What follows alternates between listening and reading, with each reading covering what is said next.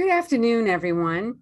I'm Judy Geller, Director of METALCON, and I am delighted to welcome you to today's special edition of METALCONLive. It's special because it marks the launch of our Future Leaders program.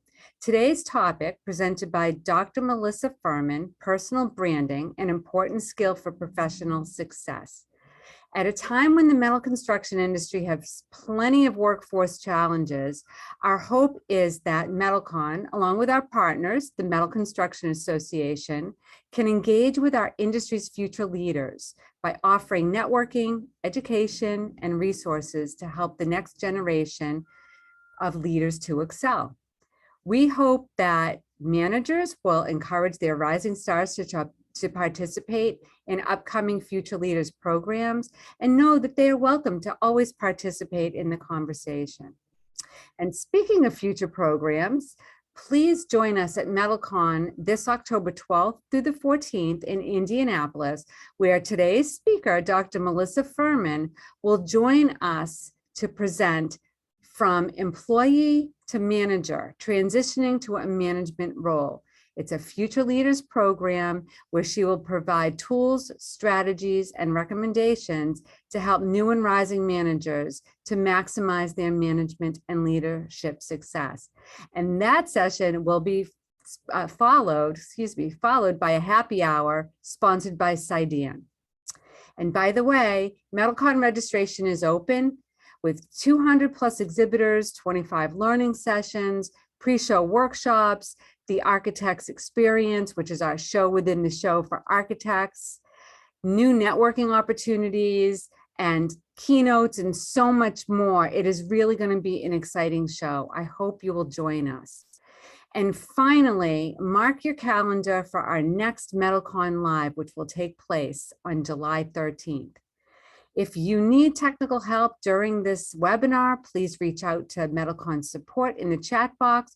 And don't forget to complete the post-webinar survey to earn your AIA LUs for today's session. And now that's it for me. I welcome you again, and I hand you over to Dr. Furman.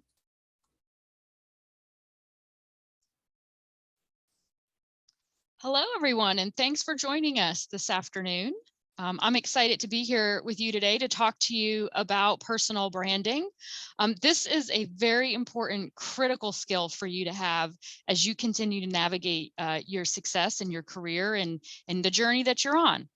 And so before we get started, let me tell you a little bit about me so you understand my background.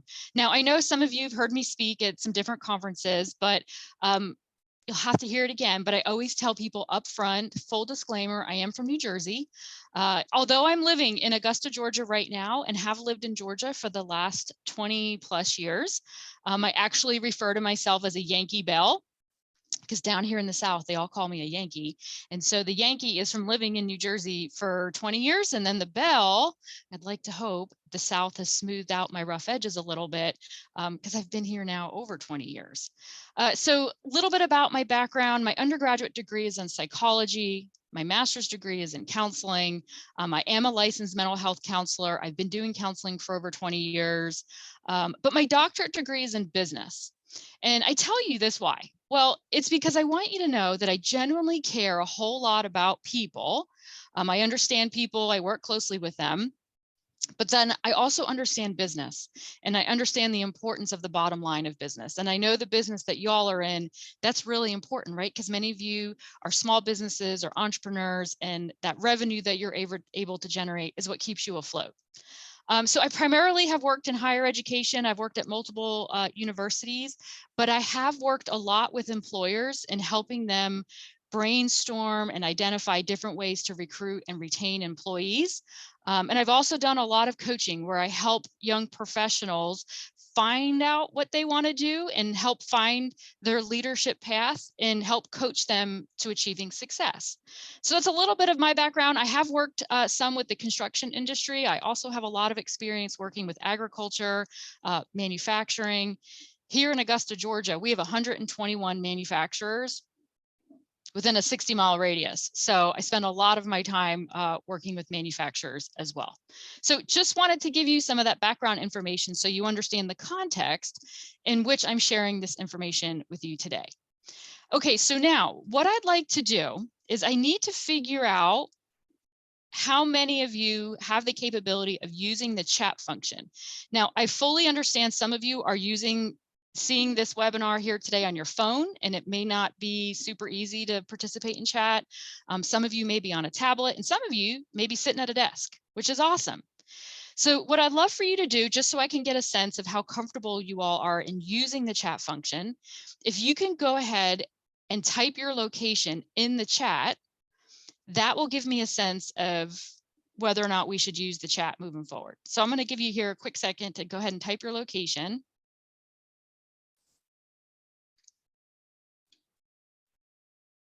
Okay.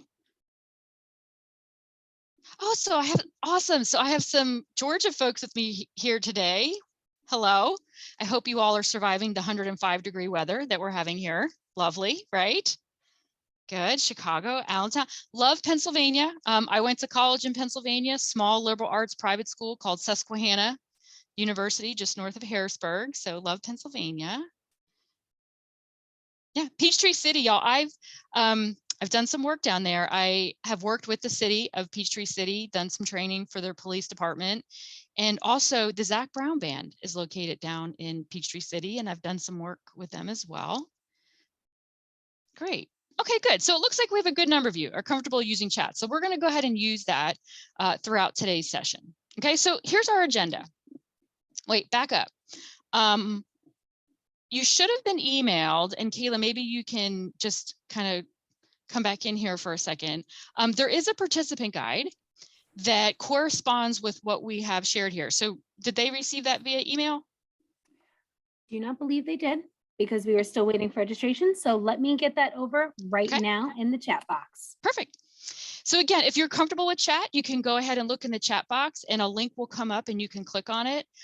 Now, if you're not in a position to download it, open it up, that is totally okay. The purpose of this participant guide is to give you the content that I'm sharing with you today, because you actually won't get a copy of my slides, but have no fear, everything that I'm sharing with you is in that guide. But also too, we only have about 50 minutes here today. So we are going to do 2 or 3 different activities, but the participant guide actually contains additional activities you can do after today's session to continue developing your personal brand. So if you're not able to access it right now, totally okay. You can pull it up later if you'd like, and or we could follow up with you via an email and get it to you, and you can download it. It's just a basic Word document. Okay. All right, so here's our agenda. We're first going to talk about what is this thing called personal branding? Why is it important? Why do you need to be thinking about it? And lastly, how do you manage it? How do you build it? Okay, so that's our agenda. And so I want you to think here for a minute. And again, if you're comfortable typing in chat, I'd love for you to type 1 or 2 words, maybe 3. I'll give you 3. When I say personal brand, what do you think of? What comes to mind? Go ahead and type in chat. When I say personal brand, what do you think of? And I'm purposely limiting you to 1 to 3 words.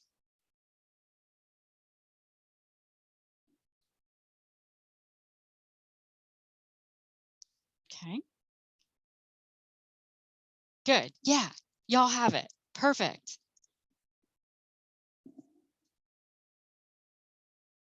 Give you 1 more second to go ahead and type it in.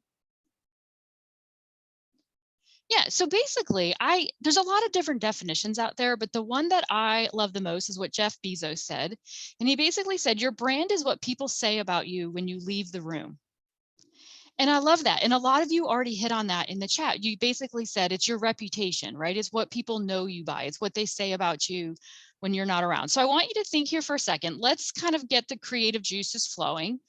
And I want you to think about 1 or 2 words to describe each of the people that I'm going to put up here on the screen. So for example, let's do the first one. So this is Tiger Woods. What is 1 or 2 words that you would use to describe Tiger Woods when you think about his brand? Go ahead and type in chat. I love the goat.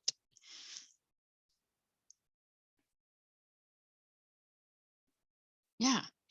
And I love this one when I use this with my college students. because I still teach at the university here at Augusta University.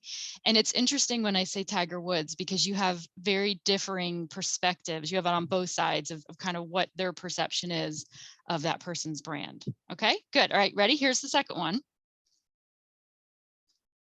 Now, whether you like him or not, and you have to keep it clean and keep politics out of it, just tell me what words come to mind when you think of Donald Trump's brand. And again, keep it clean, be respectful.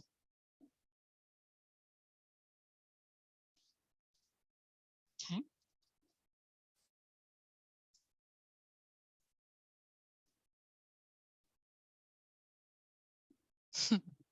What's funny is I know some of you also said New Jersey, but growing up in New Jersey, Donald Trump is a household name, right? We knew who he was. I grew up outside Atlantic City, and his brand may have changed over time when he went from a businessman to a politician, now back businessman. Okay, good. All right, let's go with this one. This is Kim Kardashian, for those of you who don't know. What's one or two words you would describe her brand?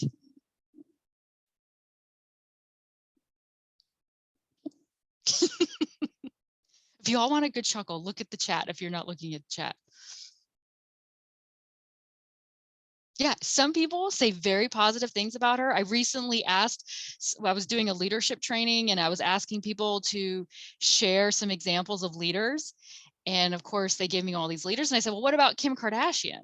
And they laughed and they said, absolutely not, most of them. And I said, actually, the true definition of a leader is anybody who has followers.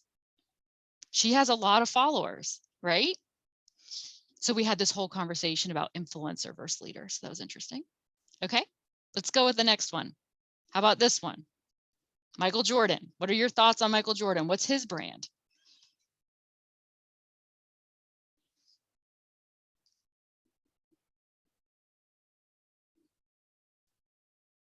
Yeah, I have always had very positive thoughts about Michael Jordan, but I don't know about any of you. If you watched the documentary that came out on him right when the pandemic began, I had no idea. I had no idea how intense he was. I don't know why I didn't think of that. And also how he treated some of his teammates, right? Okay. Good. All right, let's go to the next one.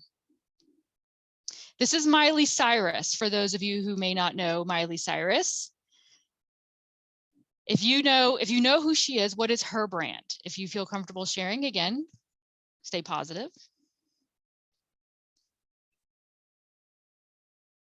Yep, Jay, I love that you did that, Jay. So a lot of my college students will say something like Hannah Montana. She's the Disney Channel brand, right? But other folks who didn't grow up with her on Disney have a little less positive things to say about her. And do you think she strategically did that? Absolutely. She absolutely invested a lot of time and money and hired people to help her rebrand herself because she was stuck in that Disney child brand, right? So she's trying really hard to be perceived as a rocker now.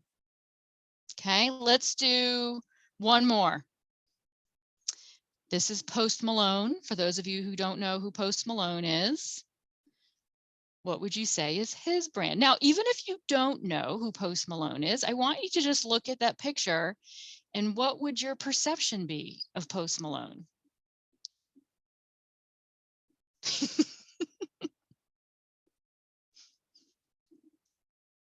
Yeah. Post Malone actually, a lot of his music has to do with social justice and support social justice movements. And there's some really interesting facts about Post Malone. So a lot of people just judge this book by the cover, but there's actually a whole lot more behind that cover. Yeah, so he actually is a very nice, nice guy, regardless of how he looks, right? Yeah. Okay, so why did we just do this? We did this exercise because I want you, when you think about celebrities, it's very easy for you to be thinking about their brand. But also keep in mind, they pay professionals a lot of money to help them develop their brands. And they also have a pretty robust PR team to help manage their brand, good or bad. right? So now you as an individual here sitting in the metal construction world, I don't know if any of you are in a position to hire a professional PR person to manage your brand and to have a whole PR team. So it's up to you, right?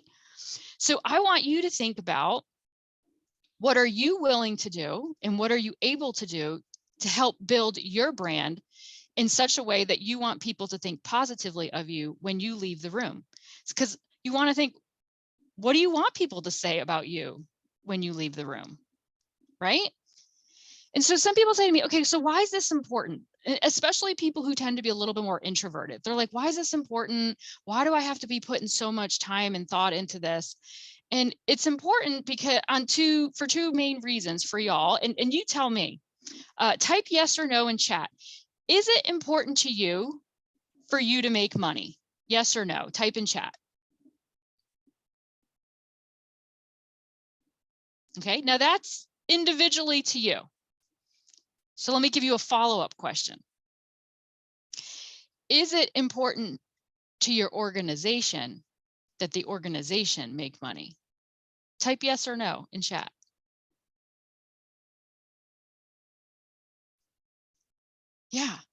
Yeah. So there's a ton of reasons, I can list them on and on, for why you need to be thinking about your personal brand. But the most obvious ones, and the ones that are the easiest to buy into, is if you're interested in you being successful and you making money, and if you're interested in your organization making money, 100% you need to be thinking about your personal brand and how you can build your personal brand.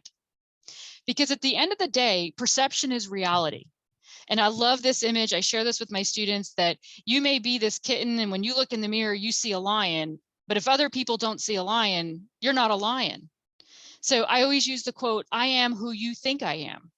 And so some people, I'm going to give you a perfect example. My husband, he's an engineer. His personal brand, anytime I tell anybody like, oh, I'm Chris Furman's wife, they always say to me, oh yeah, Chris Furman, he's the smart guy. He's like branded as the smart guy. He's not branded as the funny guy. He's not branded as the class clown or anything like that, but he's basically branded as the smart guy. Well, I'll share with you that my husband is actually pretty witty. He's pretty funny, and he's actually an extrovert. He actually enjoys being around people. He gets energy from being around people. But because he doesn't portray that outwards, people have not branded him that way. He's branded as the smart guy. And so I tell my folks that I work with all the time, it's how you behave may define who you are. And I love this image here because I always tell people it's like walking around with a billboard on your back, that everything you do, things that you say, the way that you look, the way that you behave, this is going to have an influence or impact on what people think about you and what they're going to say about you when you're not in the room. Okay. So let's talk about now, how do we go ahead and build this thing called your personal brand? And so the first thing you need to do is you need to be thinking to yourself, what do I think of myself? What's important to me? Or what are things, how would I describe myself? Right. And so I want you to think about that for a second. How would you describe yourself? What are 3 or 4 words you would use to describe yourself? So you first start there, and then you need to test the waters, and you need to say, okay, this is how I think of myself. What do others think about me?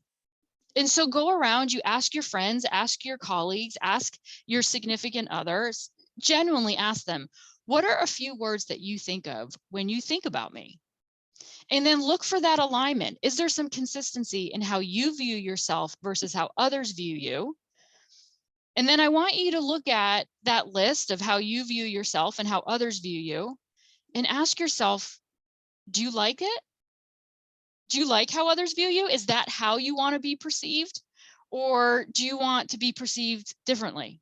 Because you first need to start with the assessment piece and assess whether or not you're actually portraying this image that you would like to portray.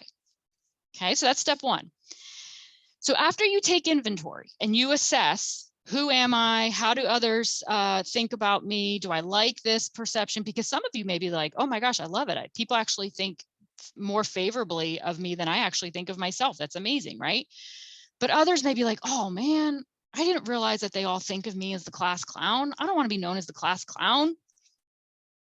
All right, well, based on that feedback that you get, now we need to go into step 2, which is more clearly defining and building the brand that you want to portray. Okay, so here's one of those exercises. Right now, I want you to think about 3 words to describe you. And if you're comfortable sharing them in chat, go ahead and share them in chat. If you're not comfortable sharing them, that's fine. I encourage you to either write them down or text them to yourself or just try to memorize them really hard. But if you are comfortable with sharing your 3 words, go ahead and come up with your 3 words. And I'll give you a minute to do that.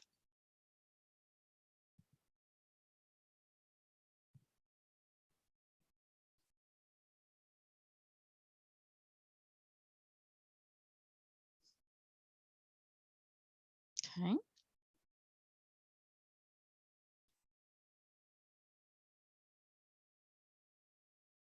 Good. I'm loving these. Good. So Ben is known as a logistics guru. Got it.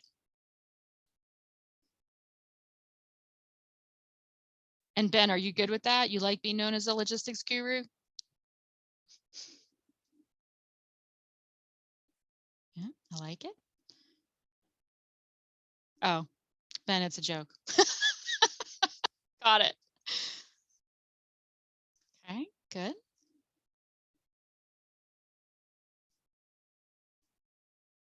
Now, if you're sitting here today and you're having a hard time coming up with those 3 words, that's okay.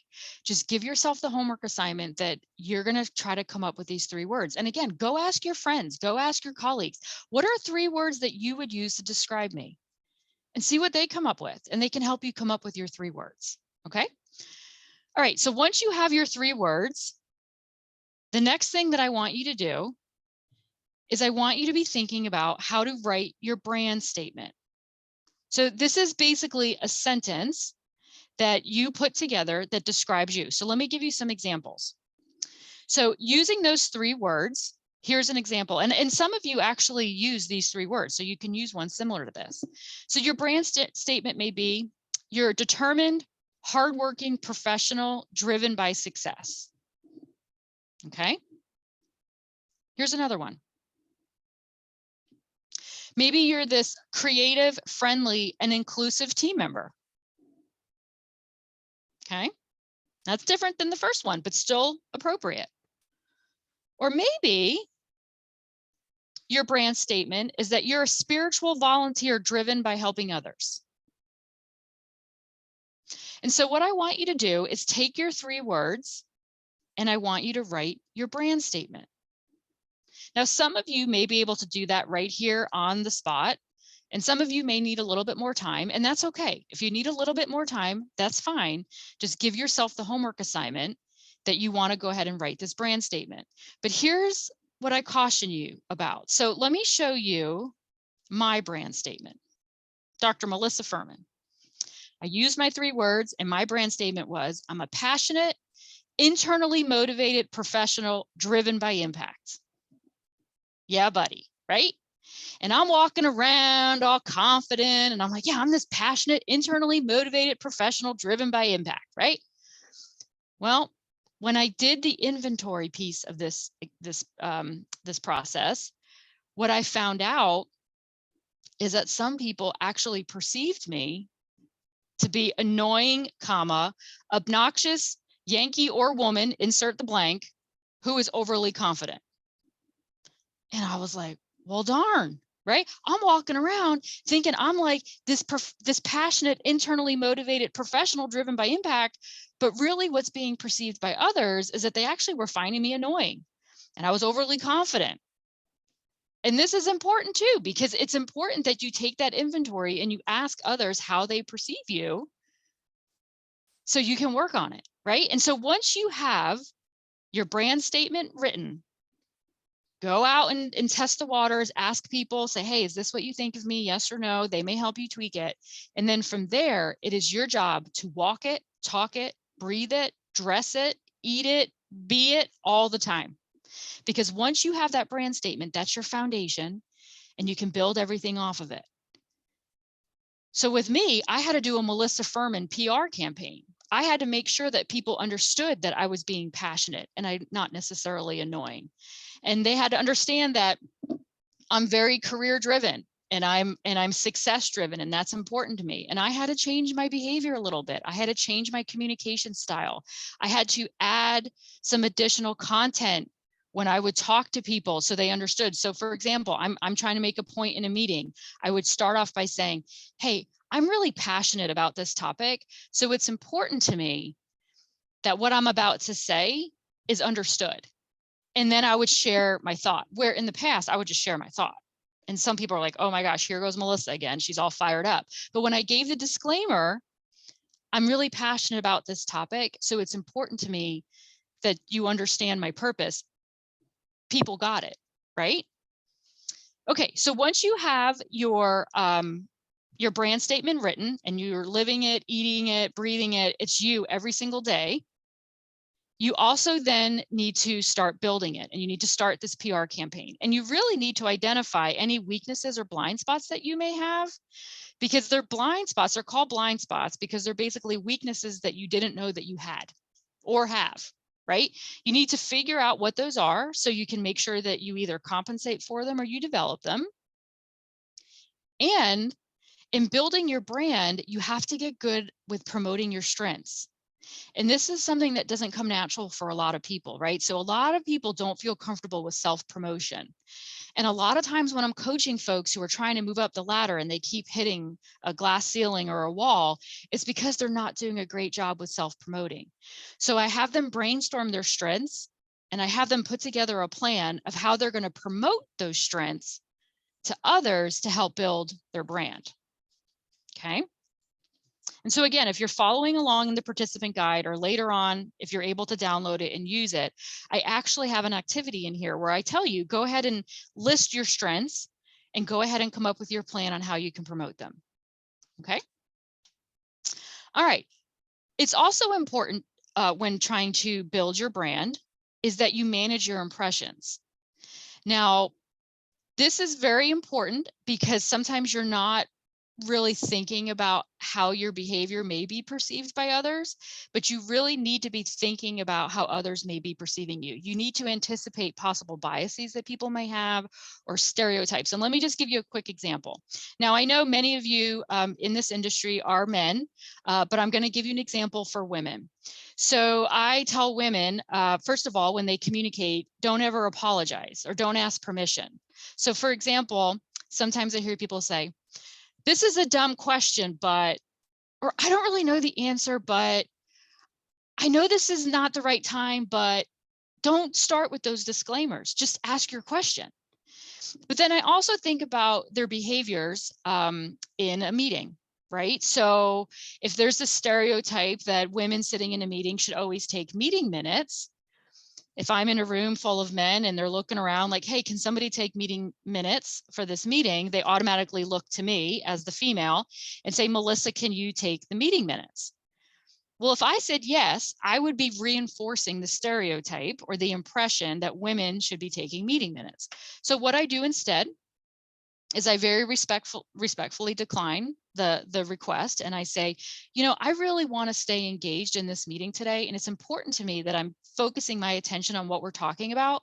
So why don't we go ahead and get somebody from out in the hall or in one of the administrative assistants to come in and take meeting minutes. That way we can all actively focus on the conversation we're having today. Right? You have to be ready to start managing those impressions. If any of you, okay, so let's say some of you here today may be young, right? You're a young professional. There's a stereotype or impression of young professionals that, I don't know, what do they say about you guys? That you're entitled, or you have a weak work ethic, or you're overly sensitive. These are some of the stereotypes of our younger folks today.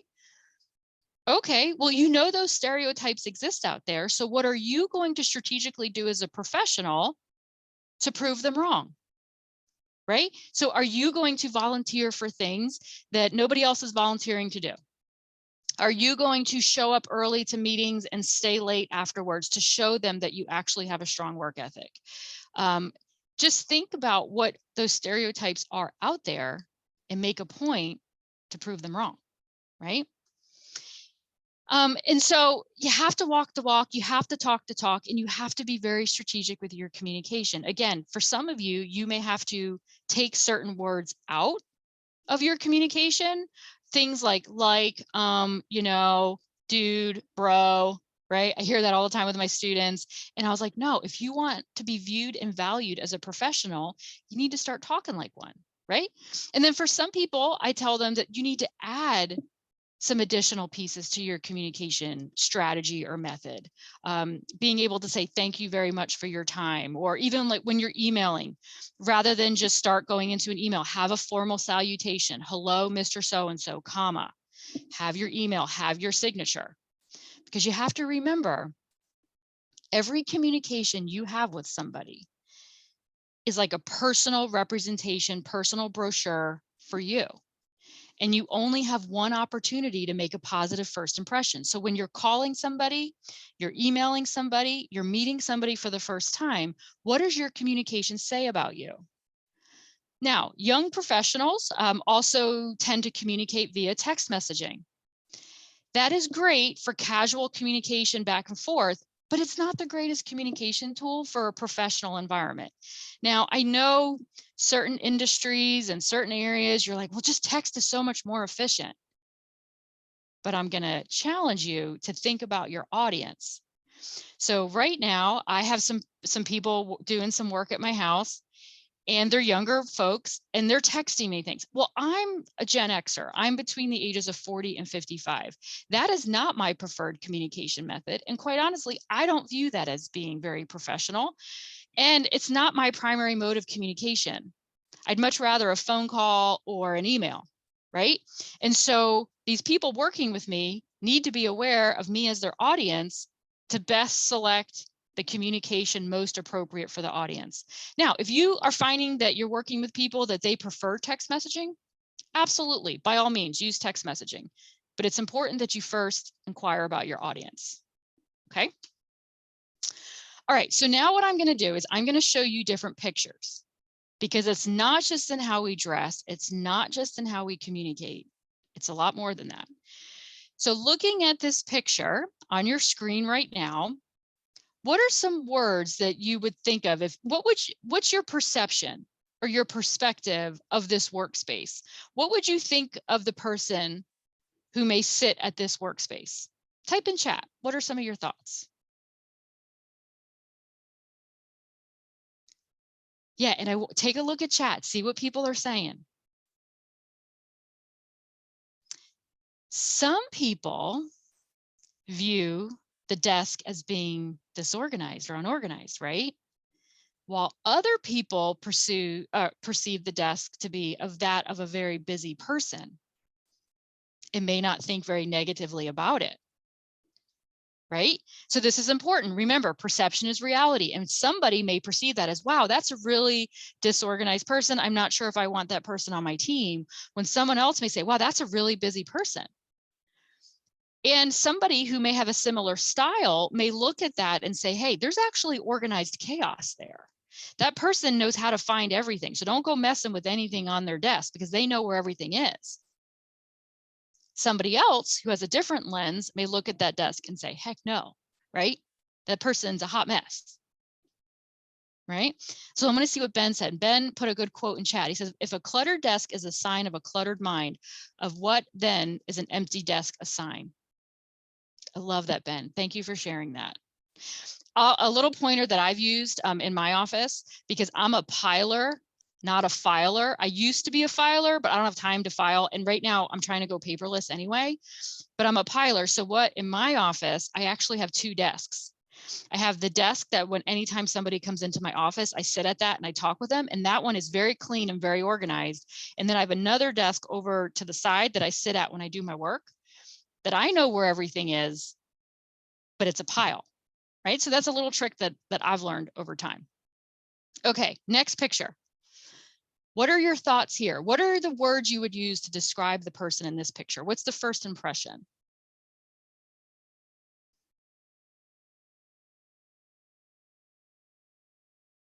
Go ahead and type it in chat.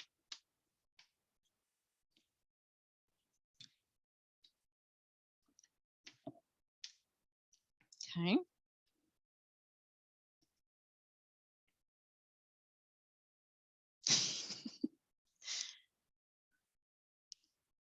Keep going. Yeah, Christina has it, the one that I thought of immediately first. And I do share this with some of my young professionals. Looking at that picture, it screams to me college student. And maybe that's because I work with college students. That looks like a rugby shirt, sort of to me. A hard transition for young professionals is, how do you manage your image to go from a young college student, high school student, to being viewed and respected as a professional? And y'all, I had this conversation with my husband, and he knows I use him as examples. So if y'all ever get to meet him at a conference, he knows I use him as an example. Okay. So he came home, he was 5 years into his career, and he had his performance review, and he scored a 3 on professionalism. And he came home and he was like, "What do you think that's all about, babe?" I said, "Look in a freaking mirror." And he's like, "Well, what do you mean?" I'm like, "Look at a mirror, babe." I said, "You're wearing cargo khaki pants," which, like, who wears cargo khaki pants anymore, right? Which actually, this was like 15 years ago, so I guess they were. And he had a button-up wrinkled shirt that had like pit stains in them. And he rides a motorcycle. And so usually by the time he gets to work, he has like helmet head. And he's like, "What?" He's like, "I work in manufacturing. It's hot outside." He's like, "And I have to be in my cargo pants because I need all these pockets, and I have steel-toed boots. What am I supposed to do?" And I said, "Okay, you want to be promoted, you want to move up. I want you to look at how the people are dressing for the positions that you want." I said, "I guarantee you, I'll bet you an ice cream sundae, they're wearing buttoned up collared shirts, long sleeve. They have dress pants on and dress shoes." He's like, "No way, Melissa. We're in Georgia. It's too hot. I'm in manufacturing. There's no way." I said, "I'll bet you an ice cream sundae." I thoroughly enjoyed my ice cream sundae because he came home, and what do I love to hear? He says, "Baby, you were right." And so I said, "Okay, well, you need to start dressing the part." Now, you guys, metal construction, I get it. You're outside, you're primarily working with construction workers, things like that. But sometimes you are working with these big decision makers, big commercial accounts, right? Know your audience and dress for the day. And what was really funny is my husband started dressing nicer. And then some of the wives of his coworkers sent me a text, and they're like, "Dude, what happened to your husband?" And I'm like, "What are you talking about?" And they're like, "Our husbands came home and we're talking about how Chris Furman has stepped up the game with how they're dressing, and they need to start dressing nicer." And I thought that was really funny because he kind of set the tone. But, you need to know your audience. There are certain days he is going to wear his cargo pants. He is going to wear his short sleeve shirt. I tell him, with his helmet head, with wearing a motorcycle, just bring a brush. So when you get to work, brush your hair, right? All right, third picture. What are your thoughts here? Type in chat. What are your thoughts, first impressions, if you met this person?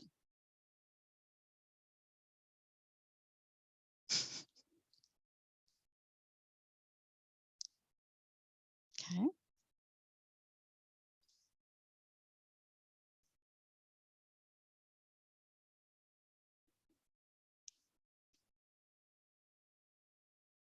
Yeah, some people say she's casual, right? And for some industries, that's okay. Some people are even working from home. That's kind of what I look like all the way through the pandemic while I was working from home.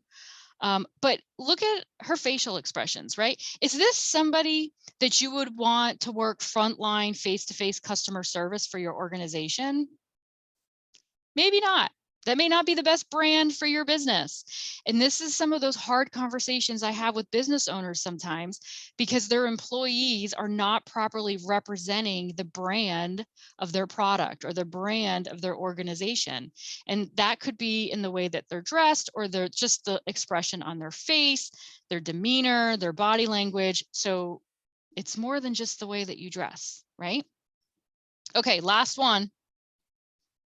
How about this? Let's say this is your truck or the front seat of your car. If you were getting ready to go to a site or go to a meeting, and your colleague said, "Hey, I'll drive," and you open up the door and it looks like that, what are your first thoughts?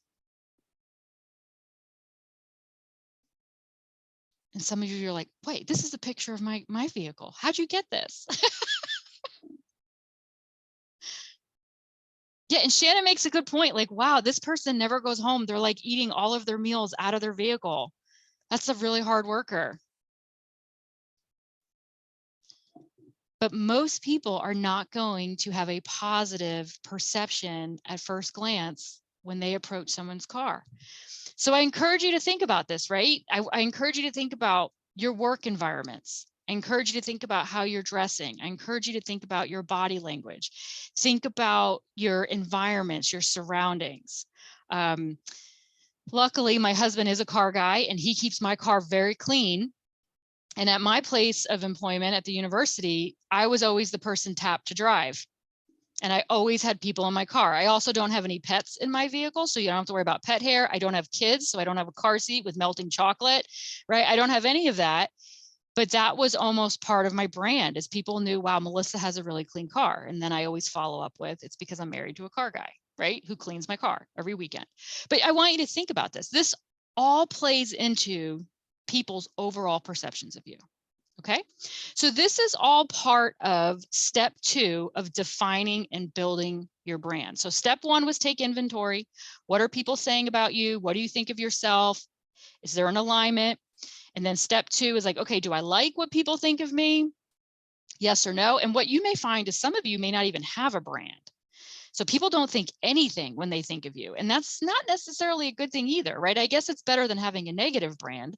But step 2 is, how can you start building this positive brand? So you come up with your 3 words, write your brand statement, and think about your workspace, your attire, your actions, your body language, and your surroundings to help build it. Okay. So now you've defined it. Now you've built it. And step 3 is now you need to start sharing it. Because if you have this awesome brand, but other people don't know this about you, what good is it going to do you, right? So people always say to me, yeah, it's all about who you know, right? It's all about who you know. That's how you get promoted. That's how you get business. I actually take it one step further. I say it's not just all about who you know. It's about what you know. It's about who knows what you know. And it's about who knows you well. So let's break this down here real quick. You can know a whole lot of people, right? So I speak at conferences, I teach a lot of classes, I go around, and people could say, I know Melissa Furman. And I could say, I know all these people. Okay, so you know me, I sort of know you. But does that help you? Do I know what you know? Do I know what you can offer me? Do I know what you can provide me? If I don't know what you know and what value you bring, what good does it do by me knowing who you are, right? And so I need to know what you know. So you, first of all, need to have something, have a value to provide them. And I need to know what that value is. But it doesn't just stop there. Okay, so let's say you come up to me after the conference, you introduce yourself. Okay, I know you. You tell me that you're an account manager for metal roofing for this company. Okay, great. You tell me that you've accomplished all of these sales awards and you're a great relationship builder. And you're very reliable and your business has won awards in service. Okay, that's great. But how well do I know you? Do I have a relationship with you? If I don't know you well, I'm not going to necessarily refer you to business because what happens is if I refer you for business, my reputation is now on the line. And so I need to know you well. I need to then, after the conference, maybe we go have a drink together, or you have a coffee, or we spend a little bit more time talking to one another, or you connect with me on LinkedIn, or you send me an article. Like we build this relationship. And now I know that you are who you say you are, and you actually have demonstrated to me that you are professional, you are deserving of those service awards. Now I'm that much more willing to refer your business, because I'm not going to just refer a Joe Schmo that I met who shook my hand, right? I need to know you well. I need to know what value you have, because when I do refer you, I'm not going to say, oh yeah, Joe Smith's great. I'm going to say, no, Joe Smith is great. His business has won these service awards, and I've actually met with him 3 or 4 times, and I've been really impressed with how he has been able to grow the business. So what'd you do? You got my endorsement. An endorsement is how you build your brand. That's how you grow your business. That's how you make more money. Okay. And so to do this, it's super important that you build affiliations and relationships. So people use the word networking, right? Build your network. Well, that's a very 1980s term. Quite honestly, a lot of the older professionals like to use that word networking, and they think about how many business cards they have, or they think about their Rolodex. If some of you even know what a Rolodex is. Now, fast forward, some of you are like, yeah, I've got a whole bunch of contacts in my phone. Yeah, but that's all they are, is contacts. It's more about building relationships with people. And again, it goes back to that previous slide. You need to have relationships. And so that is why it's important that you go to things like METALCON. It's important that you engage in professional development and professional opportunities where you can build relationships with people in your industry, but also build relationships with people outside of your industry. And quite honestly, build relationships with anybody and everybody that you can. You may even go, let's say if you go to church or a religious organization, you want to build relationships and build a brand with them. You want to build a brand with your neighbors. You want to build your brand with your customers, everybody, right? Because that's how your reputation grows. That's how you share and spread your brand. You have to be strategic about it. But now specifically within your industry, I encourage all of you, and again, on page 4 and 5 in the participant guide, I give you some exercises to do. I want you to really focus in on building relationships with mentors. Mentors are people who can give you advice and or kick you under the table when you're about to do something stupid, or after you just did something stupid, right? And I encourage all of you, you have a mentor within your organization. You have a mentor within your industry, but not in your organization. And then you have a mentor completely outside your industry and outside your organization. That's your unbiased third-party person. But here's the thing about mentoring. You can't just be assigned a mentor. When people just assign a mentor, it's typically not a successful relationship. What you need to do is you need to, number one, assess your mentoring needs. What do you need right now? Do you need somebody's help in helping climb the ladder within your organization? Do you need help with growing your business? Do you need help figuring out what you want to do with your life? What do you need? Okay, so you first need to figure out what are your mentoring needs. Once you figure that out, you then need to say, okay, who do I know who can help me with what I need? Okay, you brainstorm the list. And then you need to say, you need to prepare a statement or be able to articulate to that person what you need and how they can help you. The most successful mentors out there are the ones that you recruit. And when you recruit them, you need to very specifically say to them, this is what I need help with right now, and here's how I think you can help me. That's when you're going to have the most successful mentoring relationships. Now, as you progress throughout your career, your mentoring needs are going to change. And so you may change your mentors over time, and some of you may keep the same mentor to the end of time, and that's okay. And some of you may find that you're even getting to the age and experience where people are coming to you asking you to be a mentor. And I'll never forget the first time somebody did that to me, I was like, oh my gosh, am I old enough to be a mentor? And I guess so, right? Okay, so that's mentors. Number 2, I want you to build not so much a relationship, but I want you to identify role models, right? Now, you don't go up to somebody and say, hey, will you be my role model, right? But I want you to think of people that you respect, and I want you to watch them. Watch how they run a meeting. Watch how they handled a challenging situation. Watch how they confronted somebody who wasn't doing something correctly. Watch how they diffuse a situation with a customer. If you can identify 1 or 2 role models, as you mature and you grow and you're building your brand, you can stop and pause for a minute and say, okay, what would this person do in this situation? Because you've watched them. And by watching them, you can mimic that behavior, right? Because you've seen it and now you just need to replicate it. Okay, so that's 2. So number 1, mentors. Number 2, role models.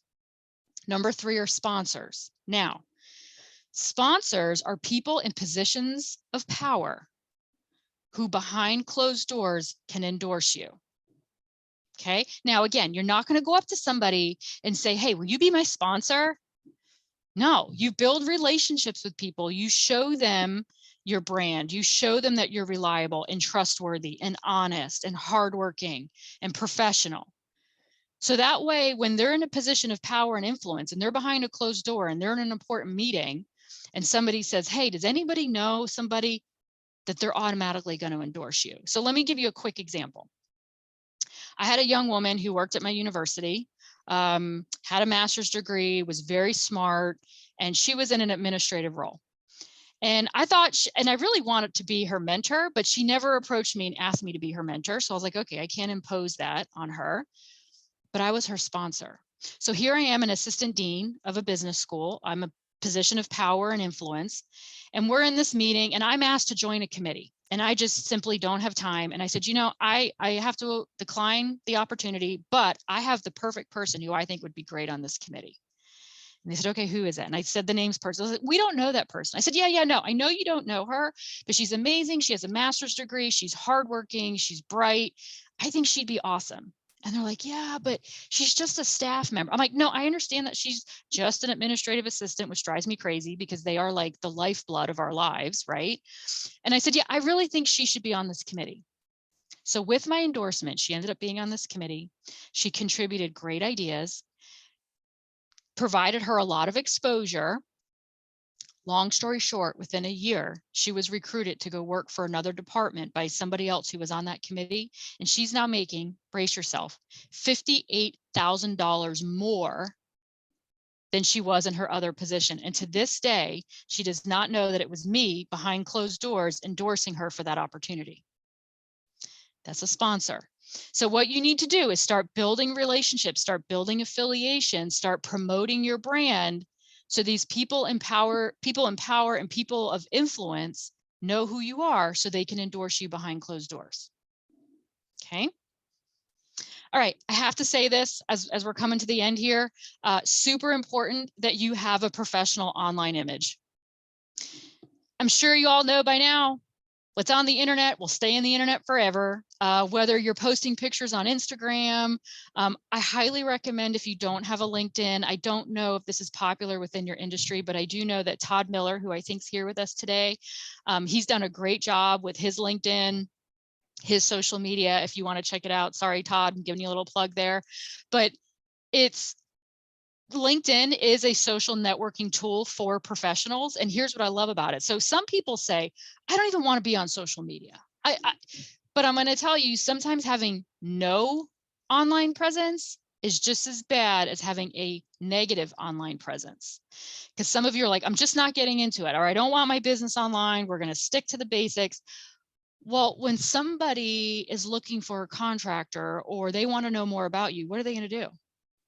They're going to Google you, right? So they're going to Google your name or they're going to Google the name of your business. And LinkedIn, if you don't want to do any other social media, I recommend LinkedIn, because if you have a professional LinkedIn profile, either for you and or your business, it will be the first thing that comes up. And it's only used for professional purposes. Now you can take it and go to a whole nother level and use it for networking and use it to grow your business and all of that. But at the very least, if you do LinkedIn, that's the first thing that comes up. And this is your opportunity to have that positive first impression when someone Googled your name. But make sure you have professional photos up there. I recommend getting a professional headshot of you smiling. There's all kinds of psychology research about the impact of a smiling image versus like the stoic look, right? But have that professional image and don't be afraid to use social media to promote your positive brand. Okay. All right. This is the end. And so here's what I want you to think about. Many of you, hopefully moving forward, you're going to go to METALCON, you're going to go to different events, and you're going to start building these relationships. You're going to start showing people what you have to provide them or the value you have. So you need to be ready with an elevator pitch. Okay, so you need to be able to make eye contact, shake hands. We're back to shaking hands again for the most part, and be able to quickly, in a minute or less, introduce yourself. Or introduce your business. On any given time, you should be able to go around, stand up, and somebody say, okay, tell me about your business. What's your elevator pitch? So I ask, is there anybody here today who feels really confident in their elevator pitch and is willing to unmute your microphone. Go ahead and type in chat, yes, if you're willing to unmute, and then I'll call on you and you can unmute your microphone and give us your elevator pitch. 45 seconds or less. Anyone? I'll use an 80 reference. Ready? Bueller from Ferris Bueller's Day Off. Okay. Oh, Jay, you can't volunteer Ryan without Ryan volunteering. Or Ryan, are you okay? I was gonna say, is Ryan in under Jay's name? Jay, can you do it since you volunteered Ryan?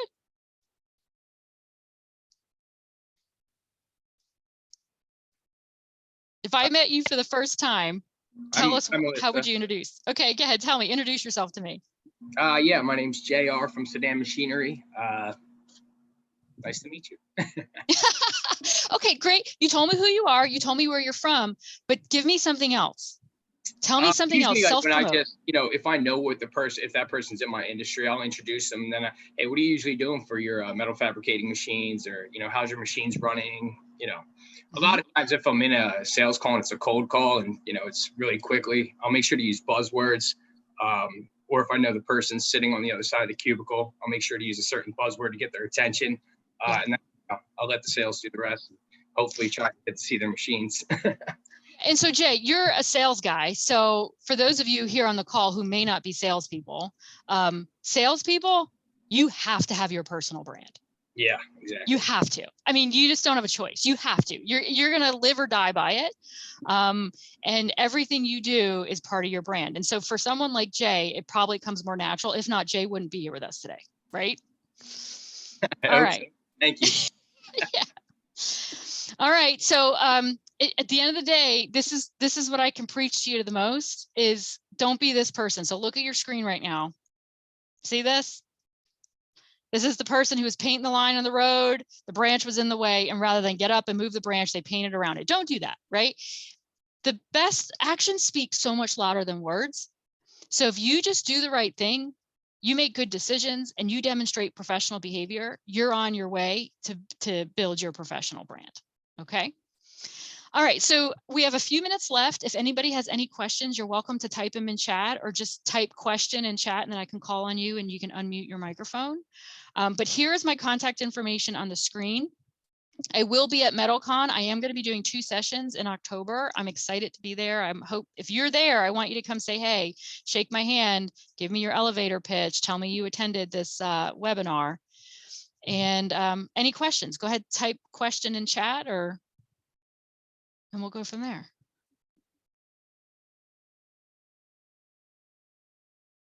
Anyone?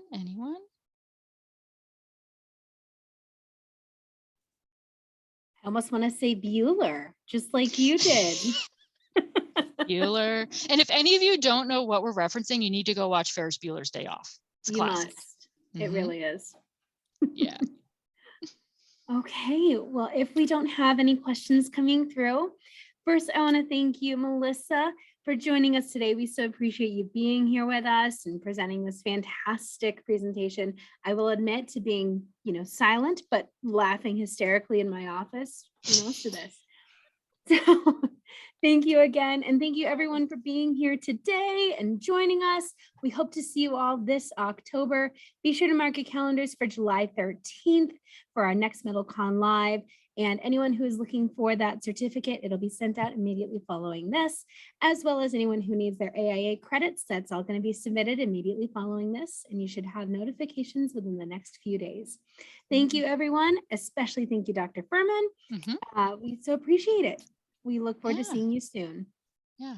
And Jay, to answer your question, I'm originally from Montclair, New Jersey, but my family moved down the shore. So I grew up at the Jersey Shore, right between Seaside Heights and Long Beach Island. And I'm not going to talk to you anymore because you know why? My Jersey accent will come back if I start talking to you too long, and I've worked too hard to get rid of it. I'm just kidding. I'll talk to you. But yeah. Absolutely perfect. That was fantastic. We look forward to seeing everyone soon. Again, thank you, Dr. Furman. You're welcome. Okay. Bye, everybody.